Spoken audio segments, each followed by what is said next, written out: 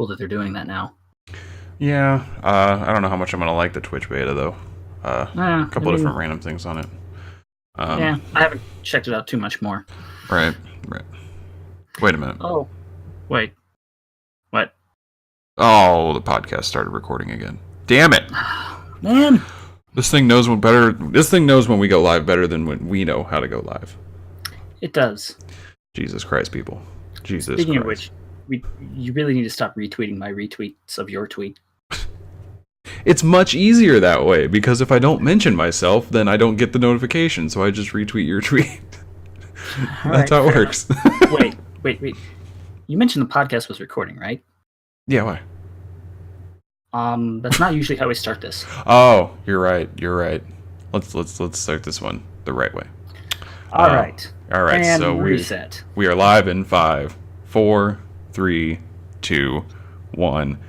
Hello, everyone, and welcome to the Frantic Talks podcast, episode 86. I am your host, Frantic. With me, as always, is my lovely co-host, Grunt. Hello, everyone. Hello, everyone, indeed. And we are here to talk about gaming. And junk. So, with the podcast designed to go live before us, trying to get back into rhythm. It's sentient. It's becoming that, where it just knows to go live when we're not going live. So, whatever. It's all right. But anyways, let's get into this. We'll go over how you can go on with the conversation, talk about some cool stuff today. We have a couple cool little stories going on. Some stuff from BlizzCon that got announced. We got the Animal Crossing Android app game that's coming out here soon. Followed by something related to indie developers and their Steam keys.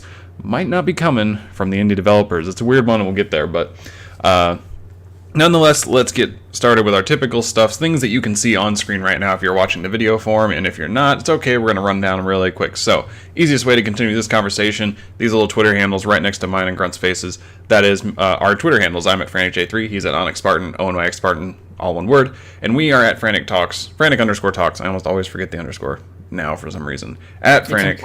It's implied, _talks. Up there in the center of the screen, the logo has the Twitter handle in it. It's my favorite little Easter egg, like I always say.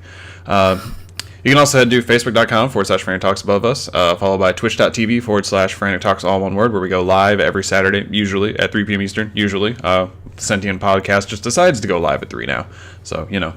And you can also head over to FranticTalks.com, where you can find everything I just mentioned, along with the Discord link, links to our Xbox DVR, where you can see all of our cool game captures that we've done. You can also hit up at FreakShow187. I forgot to mention him because he's not in our little Twitter box down there. On Twitter, he's our special podcast ghost who shows up every now and then, likes puns, wrestling, all that fun stuff. Also head over to magic.frantictalks.com if you want your magic fill, where we type articles up about that. Hasn't been active in a little while here. We're probably going to get back on that soon, I hope. We'll see what happens. But that's basically where you can find us. But if all else fails, if for some reason none of those things worked, or maybe your internet just pooped itself, doesn't matter. 110 times out of 10, Grunt, what can they do? Direct themselves to the nearest search engine and just search Frantic Talks. You will find us, or your glimmer back. So, first things first, audio is recording properly this time. Last episode, I kind of screwed up Grunt and had him playing through my speakers, which was picking up through my microphone, so he sounds like he's in a tube amp until I fix it. Luckily, it happened for like 3 minutes, so... Tube amps sound cool, alright? They do. In the audio version, though, I did throw a disclaimer in the beginning, like, hey, I screwed up Grunt's audio, my bad, guys, just so you know, it gets back to normal at like 3 minutes, so... if you skipped over that episode because of that, just letting you know now, about 3.5 minutes into it, gets back to normal if you're interested in what we talked about there. There's a lot of cool stuff we talked about. But that is, all disclaimers aside, that's not how we start this podcast, besides the whole listing off where to find us. We like to start this podcast with a simple question, and that question is, Grunt, how was your week? I spent the majority of my week roaming the sands of ancient Egypt. So, like, did you get a plane ticket, or what? Yes. As a matter of fact, I'm recording this from Cairo right now. Damn, they let you transport your whole room to Cairo. That's impressive. Yes. Not just my whole room, my whole house. Just the whole house. We just picked it up and moved it. Yes. We'll take Bikini Bottom and push it someplace else, is essentially what you said to the movers. Yes, basically. No, last Friday, I picked up Assassin's Creed Origins, because it had just come out that night, and I mentioned it, I think, last week, that I had only played it for a couple hours before actually, getting to the podcast. Right. Since then, I've had a lot more time to play it, and it is... I'm sure I've said this. about every single Assassin's Creed game that comes out, but it's probably the best one in the series. Their idea to take off a few years and give them time to develop it and make changes to it have definitely helped, I feel. They have... It still is an Assassin's Creed game, you can tell. You still have a few problems climbing up walls. Yeah, I remember that from playing. But a lot of the core mechanics have changed enough to where it feels different. So I think with what they did, they definitely provided it that little breath of fresh air without making this series go stale, but yet keeping true to what longtime fans have become accustomed to. So, like, I read a couple of reviews on it because I was just browsing through, like, Metacritic because I was at a game shop and I was like, oh, do I want to buy a game? Let's see what some top-rated games are right now, and I just didn't go for anything. But I saw I was getting pretty good reviews. It was in, like, the 80s from Metacritic. And there was a lot of reviews saying it's a breath of fresh air because of how long they waited. You know, it's not just the next installment of Call of Duty level type stuff where it's every year. That was a very good thing from what I had saw. And there were other people saying that it was just a game trying to, failing to execute the things it wants to do that other games are doing better, was I think what it had said. Now, of course, this is a review, and take it with a grain of salt. But that was just some of the stuff I read. I didn't know if you felt the same way, but it seems like you were enjoying it, so that's always good. Yeah, I definitely am. I mean, I'll come right out and say it. I love the series, so I'm probably biased in saying that I enjoy it. I'm not looking at it from an objective point of view. Right. Subjective point of view. No, objective. That's right. Yeah. But words are hard, man. I believe it, man. I really do. So yeah, I do enjoy it. Like I said, I'm biased in that statement. I think the story... I've done a lot of, exploring, so I haven't paid attention. Well, not paid attention, but I haven't focused on the story a whole lot. Like actually moving forward with it. So, if I ever start doing that, I don't know. It seems to be developing a little slow. I get you. I don't know if that's because I've neglected the story. I've done side quests and mainly just exploring. Tried to figure out how to get inside the Great Pyramids. Couldn't figure that out. I mean, we're still discovering things inside the Great Pyramid, so no worries. It's true, but you know what? The fun fact about those newly discovered chambers underneath the Great Pyramids are actually in the game. Are they really? Yes, Ubisoft. When that came out in the news the other day, people were already tweeting to Ubisoft, so we're going to get a patch for this game that adds those in there, right? And Ubisoft was like, no patch needed, they're already in the game. So it's like, wow, that's really cool. That is actually really neat. Yes. It goes back to the fact that that's one reason I love the series so much is they have that attention to detail. Right. I wrote an article that basically just praises Assassin's Creed and their attention to detail just a few weeks ago. So. Oh, God, I just fucking elbowed my desk. Trying to be covert over here, moving things and not making noise, and then just fucking punch my desk, essentially. So there's going to be someone that walks through the door with an exclamation mark above their head, right? Yeah. And then you just hide under your desk, and they look around, and there's nothing here. And pretty much. Walk out. I got that little status bar that tells me when someone can see me. Oh, but yes. I'm enjoying Assassin's Creed Origins. My only complaint about it, and I don't know if it's really a legitimate one, is the story seems to be developing a little slow. But like I said, I've been neglecting good chunk of the story related missions right now, so it could not be. It could very well be Skyrim, where you go and play 100 side quests and didn't realize that there was a main mission to actually push forward. Yeah, you're level 45, and by the time you realize you need to go back to the main story, it's a level 5 quest, and it's like, oh well, this is going to be overkill. Yeah, just a tad bit. Right. That's been pretty much my week. On Tuesday, handed out candy to the little ghouls and goblins that showed up at our door. It was Halloween, in case people didn't know or don't remember. Yeah, that's pretty much it. A little bit of Destiny 2 with Freak Show yesterday, I think it was. I believe so, because you were texting me about how you forgot to grab the quest. Pulling a Frantic. Yes. We finished up our Crucible bounty. Zur was selling the Jade Rabbit on Destiny 1, so we hopped over to that. I have a Jade Rabbit now. Oh, yeah. We played a couple. We played the new Strike, the Echo Chamber, which was the PS4 exclusive Strike that came out with the Taken King. The Xbox side got it just last month, I think. Yeah, they probably got it when Destiny 2 came out, I imagine. I think so, yeah. That was fun. Then we went back to Destiny 2 because I had stuff I wanted to finish up over there. And we were sitting at the tower. Freak Show was like, let's go find these cage chests. And it's like, oh, I didn't get the maps for where the cage chest locations are at. And you kind of need those to get the chest. So just a tad. I pulled a Frantic, basically. Yeah, that was a key feature of playing with me in Destiny 1, where we'd go to do stuff and then I'd completely forget to get things. Most notably Trials bounties or the boons to make sure you get your full extension out of it. You know. I know the struggle, man. You can relate finally, huh? Yes, but that's how my week has been. How about yours? Well, it's been an interesting and eventful week. I haven't gotten to play too many games. The only game I really played was Pokemon X because I found a really good deal. Now, I don't know if I haven't mentioned on here yet, but I bought this probably 3 weeks ago. So I found a deal on Pokemon X and Pokemon Moon. So the latest 2 games in the series before, Ultra Moon and Ultra Sun come out here in like a week and a half or something like that. I think it's about 2 weeks because it's on the 18th.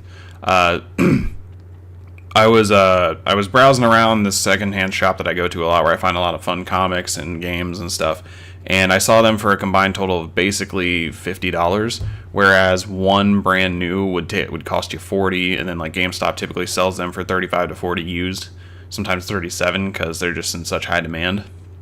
So I was like, dang, that's a really good deal. That's like $25 each. So I was like, I gotta buy both of these because I want to play them, and I just haven't wanted to shell out $40. So I've been playing the crap out of X, playing through it so I can then jump into Moon. I like playing them in order. And I'm at like the 6th or 7th gym now. So I was playing that a lot this week. I kind of just throw it on, we watch a movie or something, or TV. And if I'm watching football on Sundays, I'm typically playing it. Because it's kind of nice to be able to multitask like that. And I've also been looking at possibly getting a PSP for the same reason. Just play some PlayStation games in my pocket, basically. But that's all I really played this week. If you're curious what my team is, I just caught a Magneton, so I've been leveling him up because Magneton's awesome, my favorite. I originally had a Pikachu what? Not biased at all in that decision. Not at all. Filling that slot originally was a Raichu, but then when I saw Magneton, I was like, no, I'm getting a Magneton. I also have a Crobat because, I like my Crobat. And let's see, there's Blastoise. So I have 3 of the original Gen 1, like, from Gen 1, basically. Well, Crobat doesn't count that way, but I had, caught Zubat and stuff. Because the game throws a lot of different stuff at you. You get stuff from every freaking generation, but it seems like a lot of the first-gen stuff is really standing out to me. But I've also got the Fire Starter from the game, who's the Fire Psychic Fox, who has a lot of ear hair. It's really weird. Just, like, it's the normal fox ears, and there's giant fucking curtains of hair coming out of them, which is really weird to me, but it's a cool little guy because he has a little wand that he pulls out of his tail and uses to do psychic moves, which is really fun. I forget the name of it. I'm still learning the names because there's a lot to learn. I do remember this. Well, I don't remember this guy's name because I remember its first form. It's called Pancham. It's a fighting guy. He's a fighting dark Pokemon, which I feel like is an unfair type advantage, but that's just me. Nope, it's not. It's perfectly fair. Well, he's only weak to flying and fighting now. He would have been weak to psychic, but because he's dark, he's not. There might be one other one, but perfectly fine. He's got attack through the roof. It's so stupid. All of his stats are like in the 70s and 80s, and he's got 140 attack. I was like, why? Why is this a thing? So he just he has an ability to just punch his stuff, and then his attack increases. But I don't really get to use it that much because he kills things in one hit anyway. So it's just like, haha, I'm gonna power up. Oh, you're already dead. Is pretty much how I use him. But he's a tank. It's like those few cards in Magic where they're really good and it can only be stopped by 1 or 2 things. And usually you can't get those things until after it's all said and done. It's like casting Emrakul or Ulamog. It's like, okay, you take an extra turn in attack and I sacrifice 6 things. All right, game 2. I'm not even going to bother with this. It's like, oh, well, I wasted all that mana on a I just win card. That's what it should have read. So, no, it's the Pancham. It evolves into something. It's a fighting panda. That's what that thing is. And then, what's my last Pokemon? It's something interesting. Shoot, man, I don't even remember what the last one is. I think it's a fairy Pokemon, because I was like, I need fairy to counteract some stuff. No, I lied. It's the Dragon Rock T-Rex. I forget his name. He's a fossil Pokemon that you can get, and he's the T-Rex from this game. Does he have short arms? Yes, he does. And he has his neck has like a white spiky thing around it that looks kind of like, it's like almost fluffy, but it's spiky around it, so that's really funny. He's also one that just deals a ton of damage, so I have a really hard-hitting team that doesn't try to be cute by any means. So that's my team, if you were curious. I don't know if it's going to change before I get to Elite Four. I don't think it will, because I like all my guys, but... If you had to give your team a name, what would it be?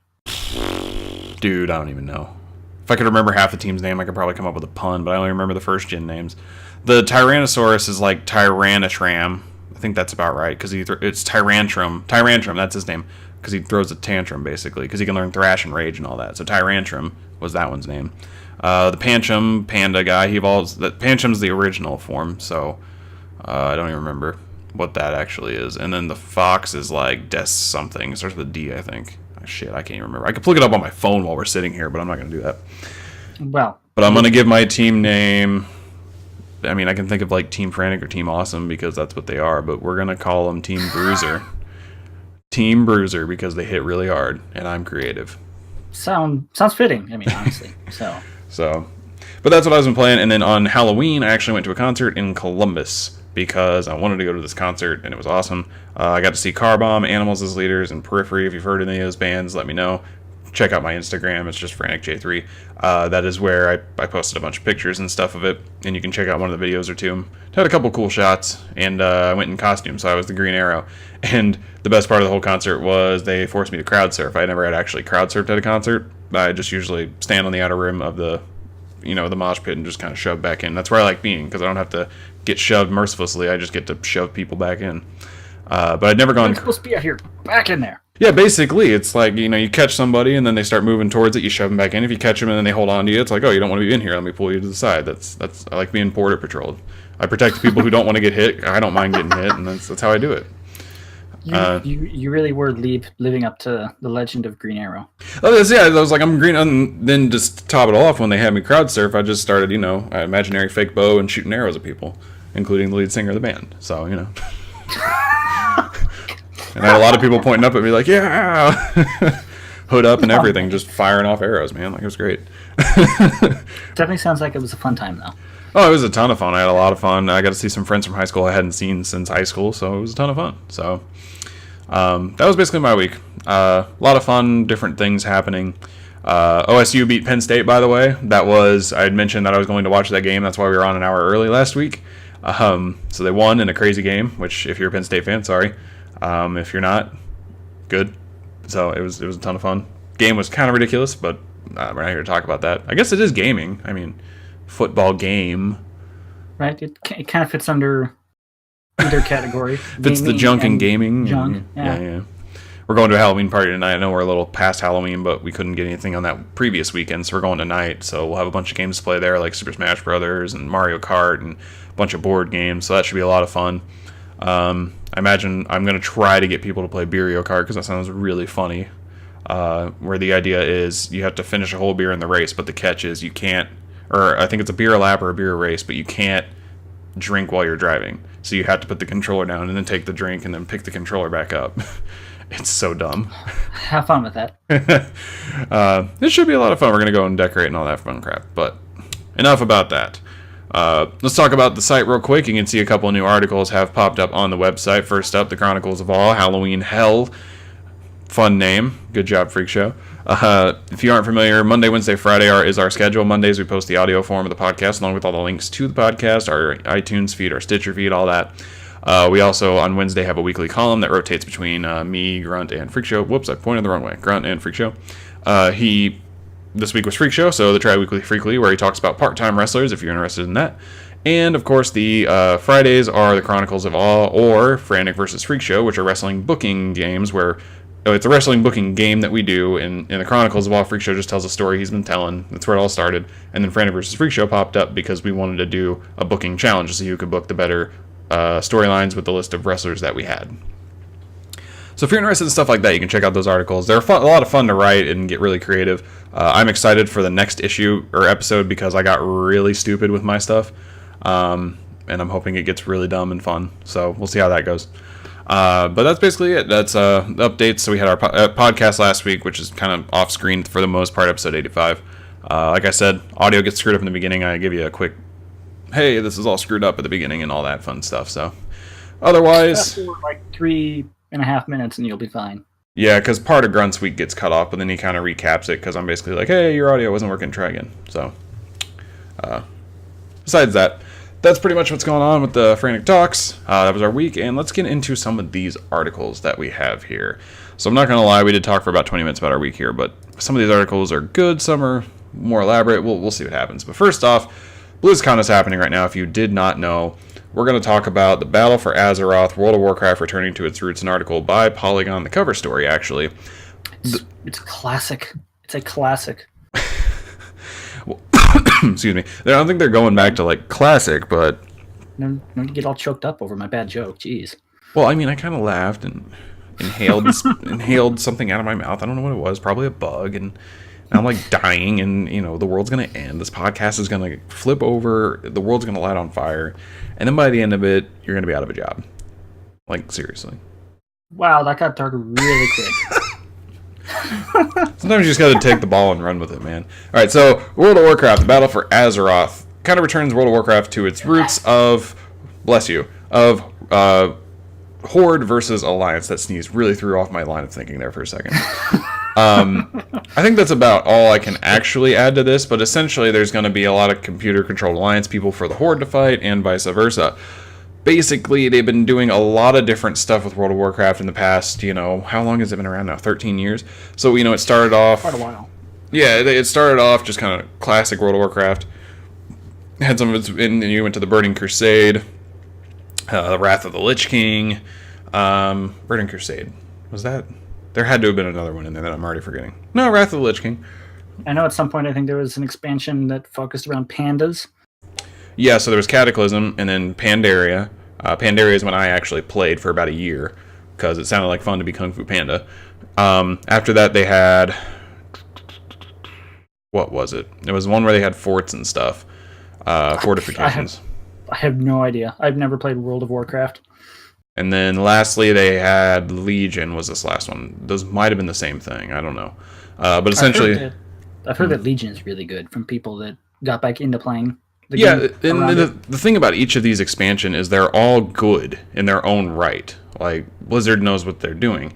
It's just they've deviated so far from the beginning where they were. It was kind of like, why pick Horde versus Alliance? Just whatever race you want, actually, at this point. When it kind of used to be one versus the other. Which is why I think it's weird that they're removing PvP when they do this. Seems kind of odd. But whatever. Anyways, who knows? If you're interested in that, you can check out more there. I didn't want to go too in-depth with that because I feel like I'd just be talking out of my ass at some point. Just like, oh, they're doing a lot of different stuff, and I remember XYZ from when I played Pandaria, but the game's changed drastically since then. So I'll let you guys check that out for the most part. But just wanted to throw it out there if anyone was interested or they're like, should I get back into World of Warcraft? The answer is yes. So that's a brief story. As long as this next brief story, along with this next brief story, God, I can't talk. So, Awesome Games Done Quick 2018. They released the schedule.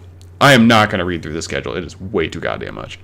Nope, speed run the schedule. Come on. Speed run the schedule. All right, let's go. We got Crash Bandicoot, Ratchet & Clank, Splatoon, Infamous, Elder Scrolls Skyrim, Hollow Knight. We got Tony Hawk's Pro Skater 2, F-Zero GX, Ukulele. Will ask me. I can't. I'm done. Batman, all kinds of crazy stuff. That's just the first day, by the way, what I just read through. There's a lot of cool stuff. It looks like Splatoon 2. I didn't actually know you could speedrun. I know there's a story.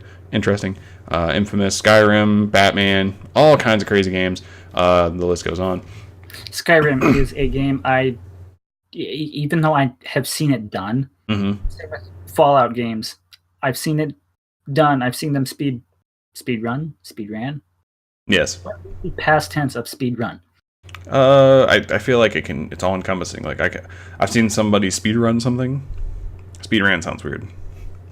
It does. I don't know. Enlighten us, internet. Yeah, please let us know if you can think of a past tense version of speedrun that isn't speedran. Or just is speedran. Oh yeah. But I've seen, basically the Bethesda RPG games speedrun before. Mm. And they're not games I think you would ever be able to speedrun. I mean, I still haven't finished Skyrim.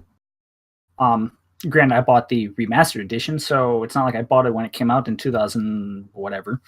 Right. And it took me like 6 months to beat Fallout 4.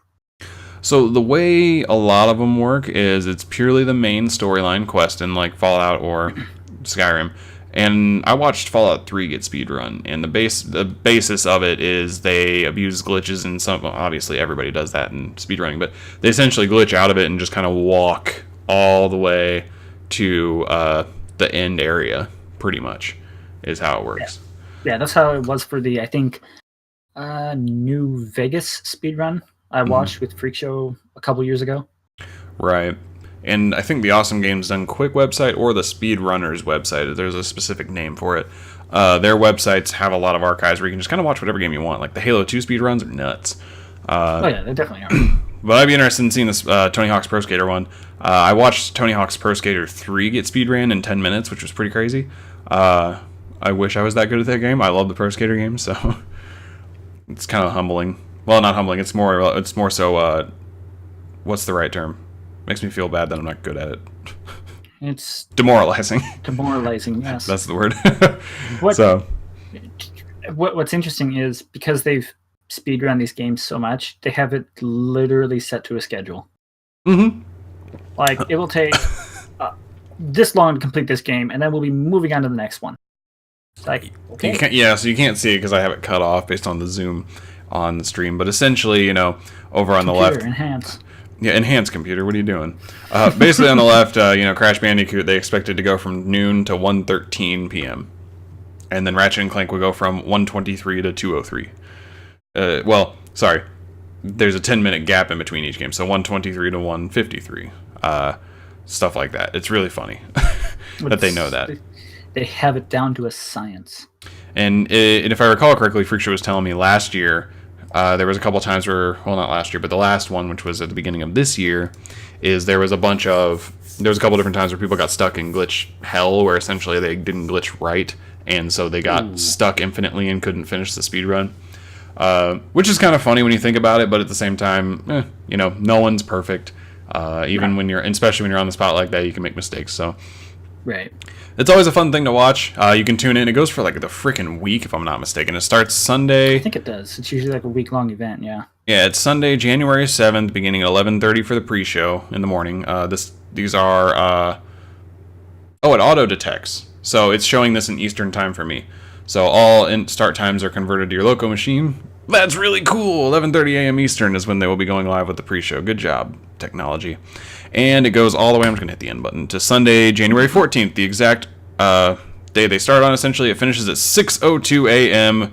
That is when the finale will happen. The last two games they are doing, starting at 12:35 a.m., Setup Block 8, and then followed by 1:55 a.m., Breath of the Wild, which will run for almost 4 hours, which will finish at 6 a.m., and the quote says, "Everyone's still awake." So...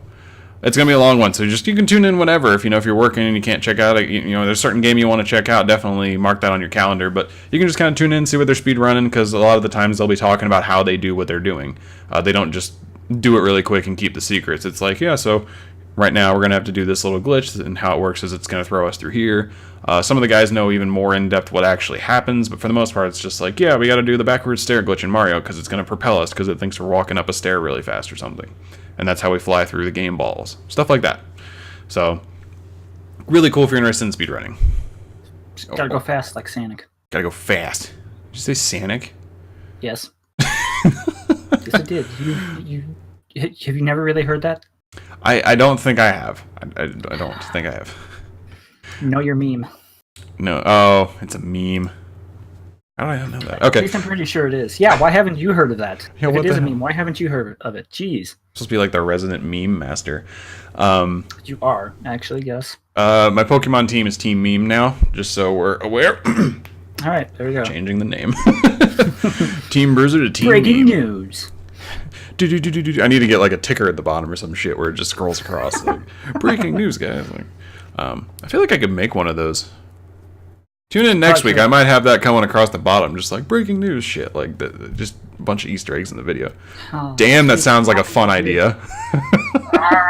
Why do you do this stuff when I'm not here? Oh, jeez. All right, next up we got Animal Crossing Pocket Camp, which is, bless you again, which is a mobile game that is coming to, I think, both iOS and Android. It says iOS, Android live stream video right in the URL. There you go. There you go. Look at Grunt reading stuff that I'm not reading. It is coming to your mobile phone. It's like on the 8th or something. Because the reason we bring this up, my girlfriend was in here earlier, like, oh, you need stuff to talk about the new Animal Crossing game. I was like, oh, yeah, that's a good point. Although this article is from October 24th, which was a week and a half ago, maybe a little longer. Either way, it is coming out. Does it have a... Nope, doesn't. Okay. Well, this is one of the other games. TBA. It's sometime in November, and I think it's the 8th. Because you can actually reserve your spot for it in the Android store. You can basically sign up for it to download when it comes free, instead of having to go in and remember to download it. So it's a lot like a pre-order, but it's a free app. That's a thing you can do on your Android phone. That is not a lie, because she did it, and that's how she found out. So, ain't that cool? The more you know. Good job, technology. Is that a good episode name? Team Bruiser, Team Meme, or Good Job, Technology? Because it's the second time that's come up. Good job, technology. Good job, technology. You guys are doing 86. Good job, technology. Well, the next article is a bad job, technology. Stop that, but we'll get there. Stop it. Anyways, this is coming out. It is. I don't think it's going to be similar, but it's going to be in the same vein where we have Mario Run or Run Mario Run or whatever it is, and the Fire Emblem Heroes game, of which I've played both, and they're not too bad actually. Nintendo has been, it's kind of crazy to me that it took this long to connect the dots on it, but they are expanding into the mobile phone market when they've had mobile games since 1989 when the Game Boy came out. It amazes me that it took this long. Yeah, shout out to OG Game Boy, like, seriously. I still have my Game Boy Color and Advanced around somewhere. I have an Advance, and I have an SP. I don't know if I still have my OG Game Boy Color. It was purple. I remember that. Mine was like a teal color, I think. Yeah, that sounds about right. Teal or a like lighter green. Yeah, there were 4 or 5 specific colors. There was a reason behind the colors. We're getting off topic, though. I mean, yes, it's true. As much as I want to do... I was going to say, as much as I want to do video game history. We might do that in the future, like video game history episodes, but still. We'll get there, guys. We'll get there. If you'd be interested in that, let us know, by the way. Because I would love to talk about video game history. Anyways, I was surprised that Nintendo took this long to get in the mobile game market. It makes a lot of sense when you think about it. They've built the games so far that they have based on, the freemium style where you can play it or you can pay and be a little better. But the good news is they don't abuse that. Some apps like Candy Crush or maybe Clash of Clans, I'm not entirely sure if Clash of Clans does it badly. We don't talk about Candy Crush. We shouldn't talk about it. It doesn't need any more Farmville. Exposure. Oh my god, Farmville. There were some pretty good strategies to Farmville I never realized were there. Okay. I'm going to come back to this after we are done talking about this, so just keep going. Okay. Nintendo, mobile gaming. Why are they so popular in it now? They're getting into it now. They should have done it earlier, in my opinion, but they're doing good at it because they aren't forcing you to buy stuff in-game too often. Or at all, really. You can play the games and still do pretty good at them even without putting money into it. So that's really cool. The in-game currency that, is the bought currency, you still get a decent amount of it. You don't have to just, it's not separate from other currencies, right. In regards to where you can only get it via buying, you still get that currency. You can just buy more of it. So it's cool that they're doing that. And Animal Crossing Pocket, I imagine, will be really cool. It makes sense. It's they're one of their most popular mobile games that isn't Pokemon. So good for them getting into this. It's a good move for them because they didn't know if the Switch was going to do well, and the 3DS hasn't. Well. Which it's done freaking amazing. Odyssey and Breath of the Wild have literally, breathed breath of fresh air into the Nintendo franchises that were stagnating. It felt like. let's see if they can do the same with the 3DS. It's a breath of wild, fresh air. See, that's what I was going for. I didn't go that route. Breath of wild, fresh air, man. So, okay. What were you going to say about whatever it is we were talking about? Why? Well, first I want to say I think Nintendo is doing well in the mobile market because not really the big name companies like Sony and Microsoft, they haven't ventured out into that. They're more concerned about they're having the most powerful console out on the market. That's what they're focused on. Nintendo realizes that there is a market there for mobile gaming. People are always on their phones. And using like their flagship people like Mario as like the first one. When you use something that's already popular, you're going to get people to jump onto that. And Pokemon Go, obviously. Right. It's like Nintendo actually is Nintendoing something. I mean, did you plan that pun before, and you're like, we'll come back to this so I can make this pun? No. Okay. No, because what I want to go back to is like Farmville.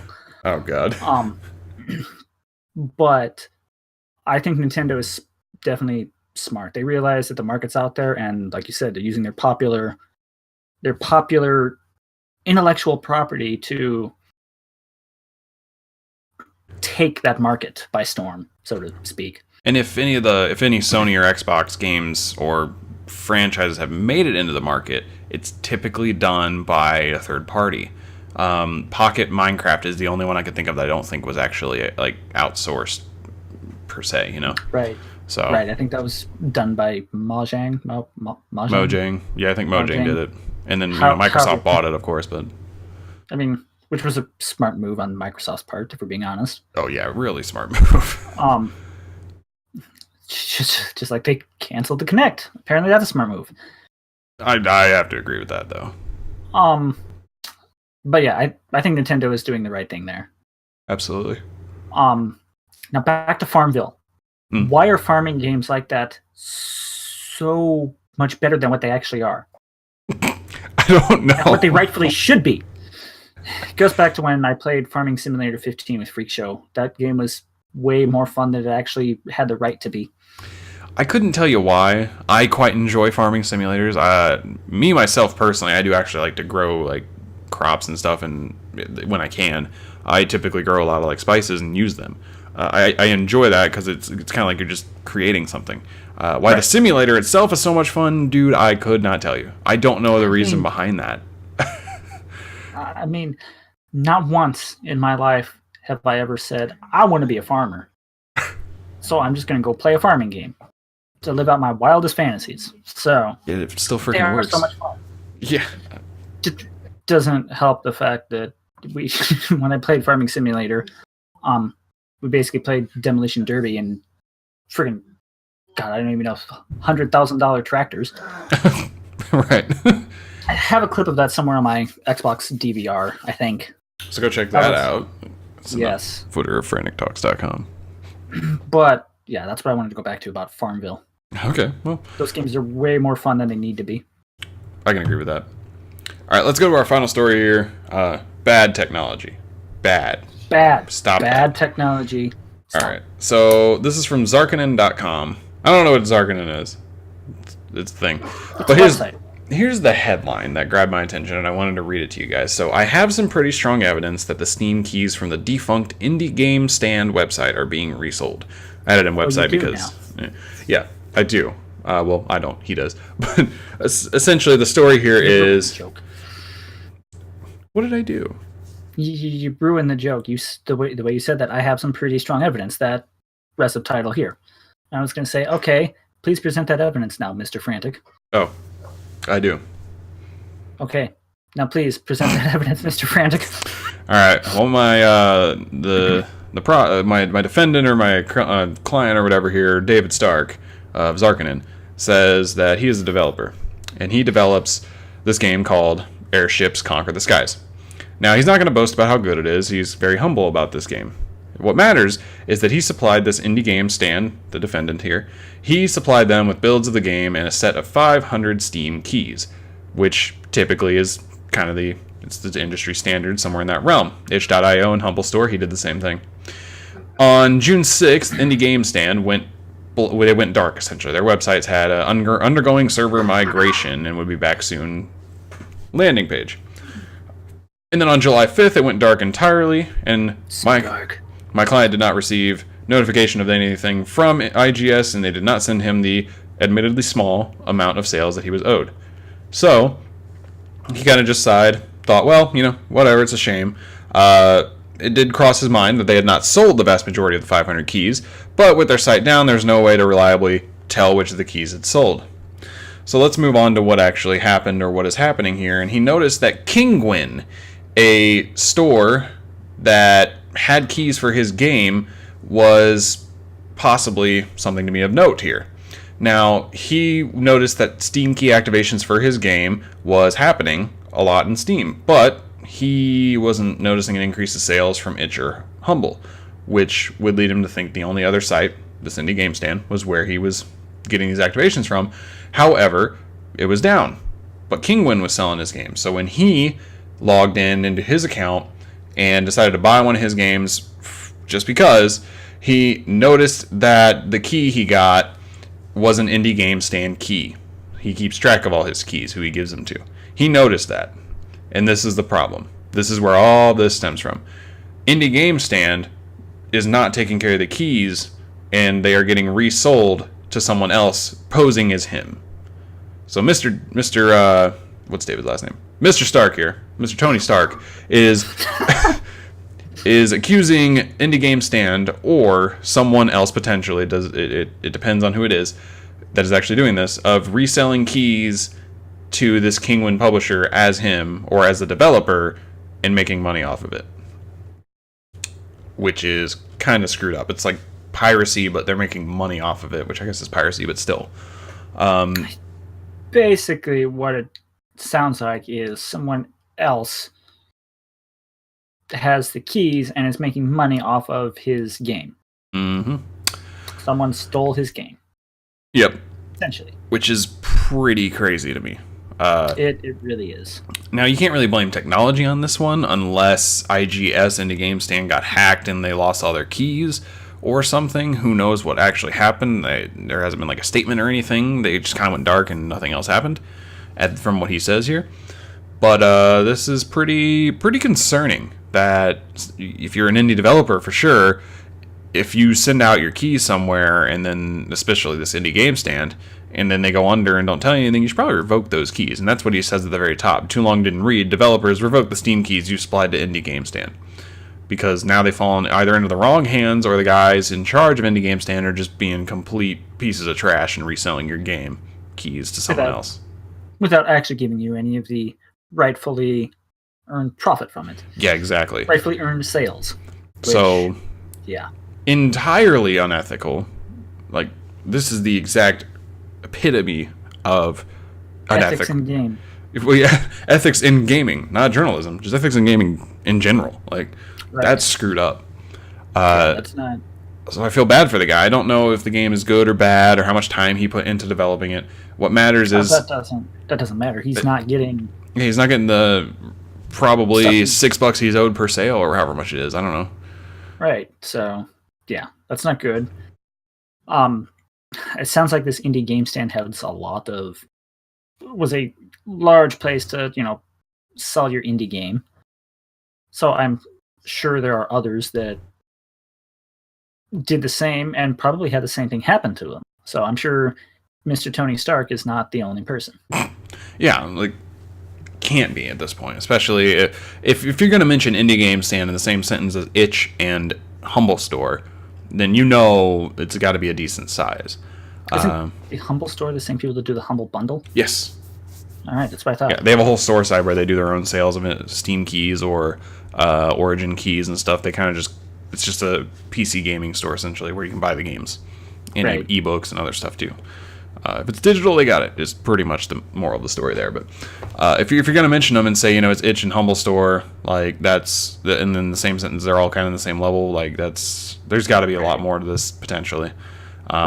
Is it Kinguin, the website that he saw it on? Is it their fault that this is happening? Depends on how you're looking at it, because if they didn't look into who is selling the keys to them, then you could blame them a bit. If they looked into it and didn't care, that's definitely a problem.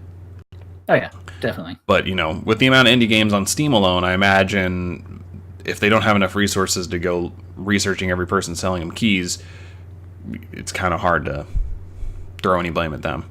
Obviously, you blame the person who's doing it, but it's crazy to me that, it's not, I guess it's not crazy as much as it's like, wow, that's just really screwed up. Right. I know people are garbage human beings a lot of the time, but that's just how it is, unfortunately. That sucks, is what that is. Yeah. He goes into a little more detail, of course, of how he kind of figured this out. Pretty strong evidence, but that was the gist of it. Right. It's definitely an unfortunate event to have happen. I'm curious as to if he'll ever find out exactly how or what happened for Kinguin to get those keys and basically resell his game without his permission, mind you. Right. I don't know how laws for like sales like that, digital sales like that work. I don't know if the guy will ever be able to bring up any lawsuit. That doesn't really matter. At least in my mind, it really doesn't. Yeah, I mean, it doesn't actually matter, but it would be good if he could, I feel. Right. But unfortunately, I don't think anything more is going to come of it, because if IGS just went under and hasn't said anything since, what was it, July? When they went dark entirely, is what he says. So, yeah, if they haven't said anything since July, they're not going to. Yeah, exactly. If they haven't said anything, it's not coming out. So, kind of, which in my conspiracy theory, where's my hat? Don't have a hat to put on. Kind of makes me wonder if they didn't, sell all the keys that they had to kind of try and recoup money if they were going under in terms of finances.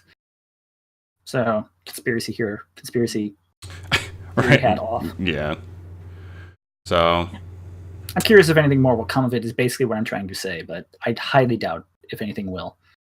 So, the last thing to note is Game Keys with a Z at the end .net is who was selling his key, which appear to have... Sounds legit. Which appear to have 240,000 completed orders. So, gotta wonder. Huh. I don't know if I'd buy from those guys. I mean, wouldn't you trust anything with a Z in the end? Oh, I absolutely do. Like CD keys, game keys. I totally do. I'm trying to think of like a legitimate business that has a Z. Just like random product with a Z. Yeah, anyways. You can't think of any, can you? No, you can't. That's something to know. That's an edgy that's an edgy 16-year-old who figured out how to run a script to get game keys and made an account and is selling them for money. That's what that is. So, yeah, you're probably not far from the truth. More than likely not. So I think the moral of what you're trying to say here, though, the underlying message is anything that is representative of a business that ends in Z was founded by an edgy 16-year-old. Correct me if I'm wrong, everyone, but that is what I'm saying. I mean, I think you're the only one that can correct what you're saying. I guess that's fair. All right, so that was the big story that we wanted to cover here, and I think that about does it, unless you have anything else to add onto that. Ethics in gaming. There should be some. There should be. Just like next week, ethics in game journalism. To continue the ethics discussion, we're going to talk about microtransactions. Oh, fun. Don't know if we're actually going to, but you know what I mean. Ha ha ha, is it ethical? That's the joke. My like headphone cord was like wrapped around my armrest. Okay, we're good. Okay, are you sure? Yeah. All right. Yes, well, I don't have anything more. Yeah, okay, well, good. So let's go over one more time where you guys can find us, continue the discussion. Let us know your thoughts on the first article, the last article, everything in between, everything we said. Let us know what you think. I am at Frantic J3. It's right next to me there. And he's at Onyx Spartan, known Mike Spartan. All one word, right there as well. And we are at Frantic_Talks up there in the logo. Also, Facebook.com/Frantic Talks. You get a face. There in the logo. Other way. up there in the logo. Facebook.com/Frantic Talks, all one word. That's where you'll find a more Facebook form of Twitter. Twitch.tv/Frantic Talks, all one word. Live every Saturday, 3 p.m. Eastern, usually. Sentient Podcast goes live whenever, doesn't matter. Over there, FranticTalks.com, that's where you'll find everything I just said, and along with all the links, all that good stuff for podcast articles. All that is there. Magic.FranticTalks.com. Check it out. Check it out for magic articles and all the fun stuff. But hey, if you can't find us, Follows Fails, can't figure it out. For some reason, everything broke. The world is exploding. Go over to, no, that's your line. 110 times out of 10. What can they do, Grunt? Direct themselves to the nearest search engine and just search Frantic Talks. We will find you. You will find us. We will find you. We will find you when you search. We'll kick down your door. What the fuck are you doing? All right. You will find us if you just search Frantic Talks in your nearest and favorite search engine. I promise we won't actually find you. If anyone knocks on your door claiming to be Frantic Talks after you search for us, that is not us. Run the other way. It's gamerkeys.net. They stole it from us. Probably. They're probably auto-hosting this on their Twitch page right now. Yep, claiming to be us. I can see it now. But yeah, just search Frantic Talks in your favorite search engine and you'll find us. We won't find you. That's a promise I can guarantee. Since you can't see me, I'm mouthing the words. I'll find you to the camera. Oh God! All right, Liam Neeson, Liam Frantic. Liam Neeson's Frantic Nissan. Liam Neeson's Nissan and Nissan. All right, I think that about does it for us, guys. You have a very particular set of skills. Yes, I'm really good at wearing shirts that are too small. All right. That's a good place to end. It is. All right, guys. Let us know what you think about everything, and we will see you guys next time. We should be here next Saturday. So, me, probably. Oh, you're right. Yes. You're right. Yes, I will be taking at least a week, if not 2 weeks, off from the podcast for a leave of absence. Yes. Need a break, man. Need a break.